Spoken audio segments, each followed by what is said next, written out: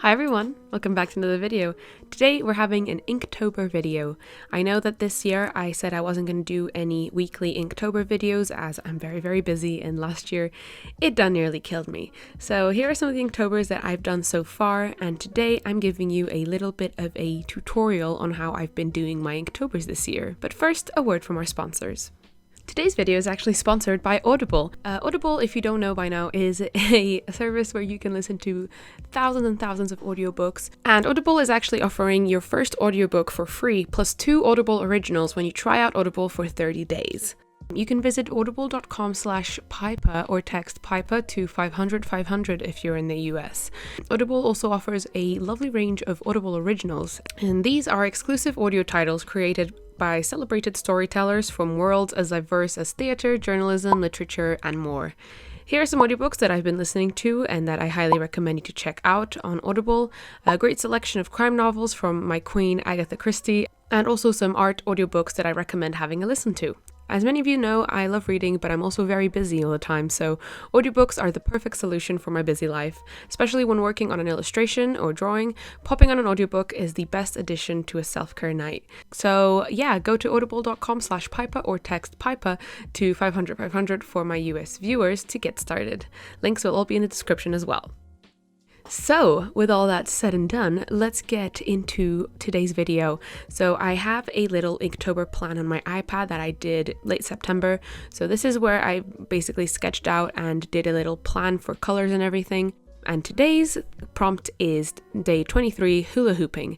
And I thought that for this day it'd be really cute to do like a little a girl with some cool space buns and have her like hula hooping with her neck and her space buns. I thought that would be quite cute. Yeah, I just sketched out the idea that I had planned out from my iPad, and I normally use just a regular mechanical pencil or just any pencil for this.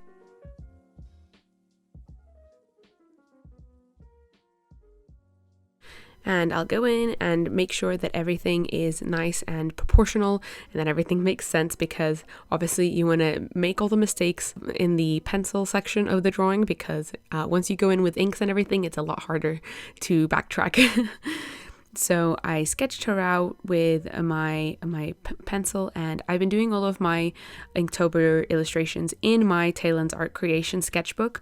It's a great sketchbook, it's got great paper, and it holds all the materials that I've been using for Inktober really well. It's great for mixed media stuff, and I've been using my Posca pens and some brush pens and some alcoholic markers, and it holds them all perfectly. So I've been doing them all in here. And then I'll go in with my Tombow Fudenosuke brush pen for all the line art, and this is kind of my holy grail pen for this year for Inktober. It's just so great for line work, and it also works really well to fill in some areas that are black really nicely, and it doesn't smudge when you add alcoholic markers or Posca pens. So to me, it's been a really good pen to use for Inktober. So I go in and I line everything with my pen, and I'll start off quite light and then slightly keep adding details later on, but always being really light with the pen because it is a brush pen, so you want to start off as light as possible and then kind of go in a bit harder for thicker lines. Also, I forgot to mention, but for this year's Inktober, I'm using Cora Louise Illustrations prompt list. It's like a circus themed prompt list, and I decided not to do the original prompt list this year because I found this one by Cora Louise and it is so cool, and I love circus themed things, so this one was perfect. And I'll link her Instagram down there if you guys want to go check her out. She's got really cool art, and yeah, I probably should have mentioned that at the beginning. So then I will go in with, again, same pen, and I'll just add in all the details in the hair. I'll try and just line everything with this pen so that then I can rub out all the pencil.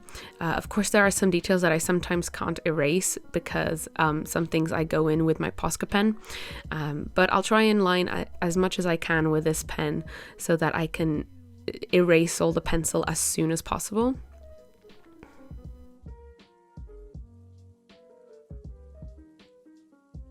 And if I do make any mistakes, because those do happen, if I need to like erase something or just go over an area that I filled in with black that I shouldn't, I'll either use a white Posca pen or a Jelly Roll white pen to just kind of mask it a little bit.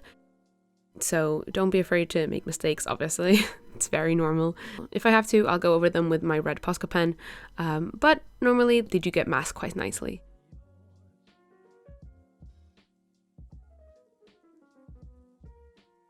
So then, to erase all the pencil markings, I go in gently with a putty eraser. I have this one from Faber-Castell, which I love very, very much, and I'll go in and do that. And then to add some color. This year I've been using my Ohuhu alcoholic markers, and I've been using just this selection of gray tone markers, as this year I wanted to keep everything very grayscaled and very like, you know, classically Inktober-y, and I've been using just these markers and then a red Posca pen, which you will see later. So I'll go in, obviously starting off with the lightest shades and then building up in darkness. So I shaded in her skin with the lightest color that I've been using, and then I'll start adding in the darker colors for shadows and makeup and stuff like that. It's been really fun working with a very limited color palette, especially to figure out like hues and values and color values and stuff like that. It's been really like interesting to learn to make illustrations using such a limited amount of supplies. I think it's always really good to do Inktober. It just teaches you something new every year. And this year I learned how to work with values and just grayscale color things. Yeah, I also always forget to put in my little bleed sheet but underneath my page, because that's me. If you don't know what I'm talking about, Ohuhu comes with like a plastic sheet that you put underneath your page that you're working on so that the markers don't bleed into the next page. And it's really helpful when you're doing, you know, back-to-back alcohol markered illustrations in your sketchbook. It helps you save up as many pages as possible without colors bleeding into each other. So yeah, then I'll just start coloring in the hair and just slowly but surely adding in all the shadings. I find this really therapeutic because I don't really have to think too much about it. I just keep going in every once in a while with a darker color and just work my way up, really.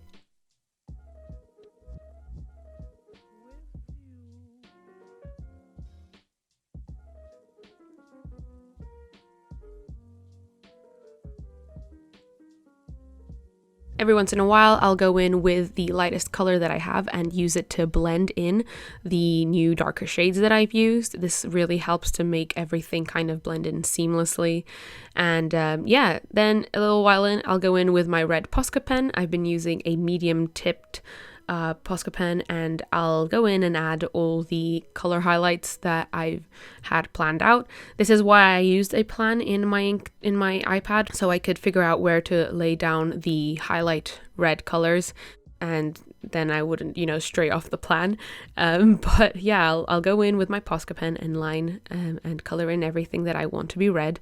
And the cool thing about this is that I figured out that with the Posca pens down on the paper, once I go in with my Ohuhu markers, they actually add shading onto the Posca pen really nicely, so I can actually shade any items that I have colored in with red, and it doesn't ruin anything, and it's super cool. So I've been really loving this combination this year.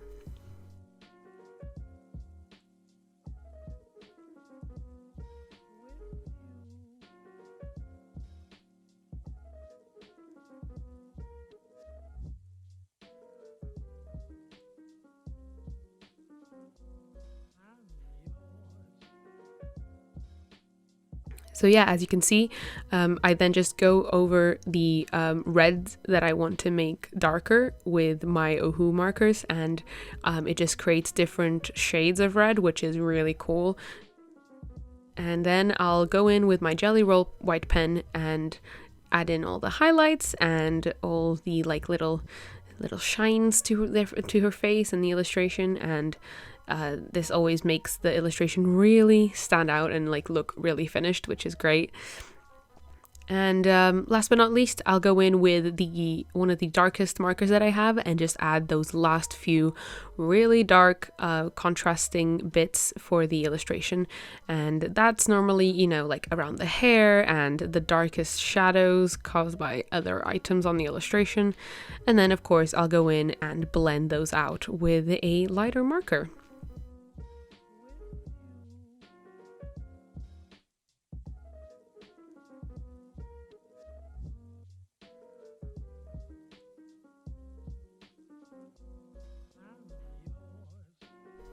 So here I am again going in with my Jelly Roll white pen to add all the highlights in the hair. This is one of my favorite parts because it just really makes the illustration look really finished and just very professional looking, I think, and it just makes it very realistic, I think. So yeah, I'll just go in and add way too many highlights, obviously, and after that the illustration's done, and that's my prompt for Inktober today. I hope you guys enjoyed watching me work on this illustration, and don't forget to sign up for Audible. The links will be down there in the description. Thank you guys so much for watching, and I'll see you guys in my next video. Bye bye.